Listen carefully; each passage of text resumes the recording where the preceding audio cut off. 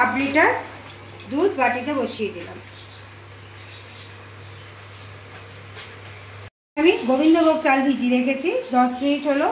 এই চালটা জল ঝরিয়ে একটু মানে হাফ গুঁড়ো করে নেবো, পেস্ট করে নেবো। ঝরিয়ে আমি চালটা এর মধ্যে দিয়ে দিচ্ছি।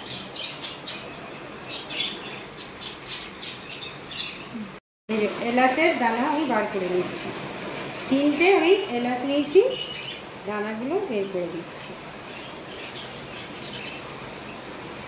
আমি চালের সঙ্গে একটু মানে চালটা শুধু আধ ভাঙা করবো, পুরো পেস্ট করবো না। এই গোবিন্দভোগ চাল দিয়ে করলে খুব ভালো মানে সেন্টও হয় আর টেস্টও হয় বিরিয়ানি রাইসের চেয়ে।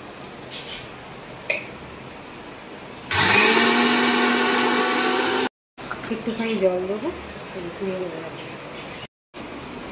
খুব গুঁড়ো মানে পেস্ট নয়, আধ ভাঙা করে নিয়েছি।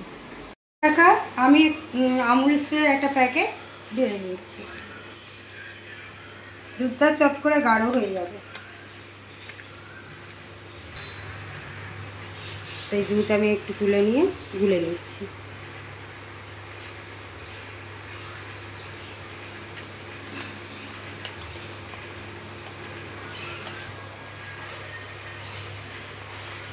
এই দুধটা আমি মিশিয়ে দিচ্ছি।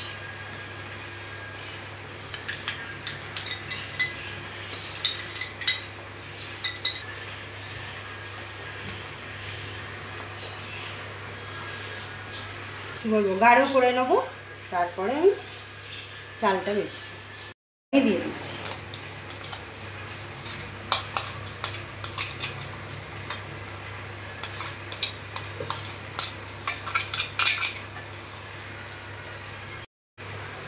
এবার এটা ফুটবে ভালো করে।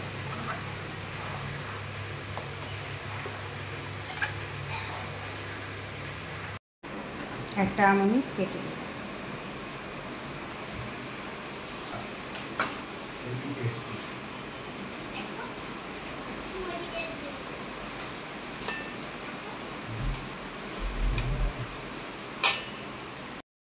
এই আমটা মা একটা গোটা আম পেস্ট করে দিচ্ছে।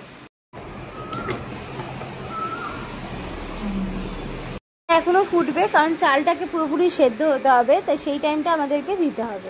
যদিও চালটা গুঁড়ো করে দেওয়া হয়েছে বলে খুব তাড়াতাড়ি হবে, মানে এমনি চালের থেকে গুঁড়ো করে তাড়াতাড়ি সেদ্ধটা হয়। চালটা যেহেতু হাফ গুঁড়ো করে দেওয়া হয়েছে তো জমাট বেঁধে যেতে পারে, এই জন্য একটু পরপরই এটাকে নাড়াচাড়া এটা সমানে নাড়তে হবে, তাহলে লামস হবে। বন্ধুরা, দা বেঙ্গল লাইফ বাই রূপালী চ্যানেলে আপনাদের সবাইকে স্বাগত। আজ আমি করছি ম্যাঙ্গো ফিরনি। এই যে এইটা হওয়ার পর আমি তারপর ম্যাঙ্গোটা দেবো। এবার মা এটার মধ্যে দিয়ে দিচ্ছে চিনি। যতটা চাল দেবে ঠিক ততটা সেই বাটির মাপ করে কিন্তু চিনি দিতে হবে।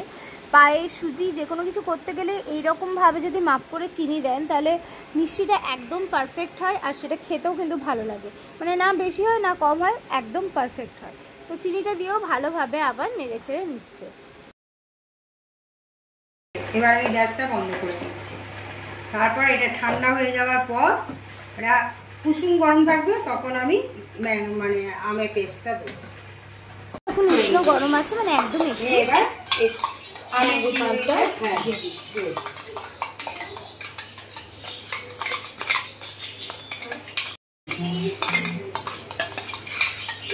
এটা ঢাকা দিয়ে আমি রেখে দেবো।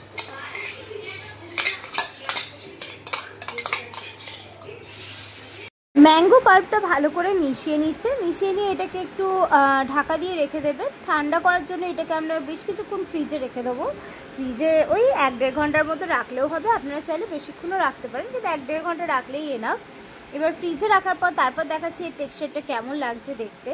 2 ঘন্টা পর এটাকে ফ্রিজ থেকে বার করলাম। দেখুন কি সুন্দর লাগছে দেখতে, বেশ একটা অন্য রকম লাগছে, আর কালারটাও একদম চেঞ্জ হয়ে গেছে। এবার এটাকে একটু গার্নিশ করে নিচ্ছি আমরা ম্যাঙ্গো পাল্প আর পেস্তা, কাজু, ওই বাদাম দিয়ে।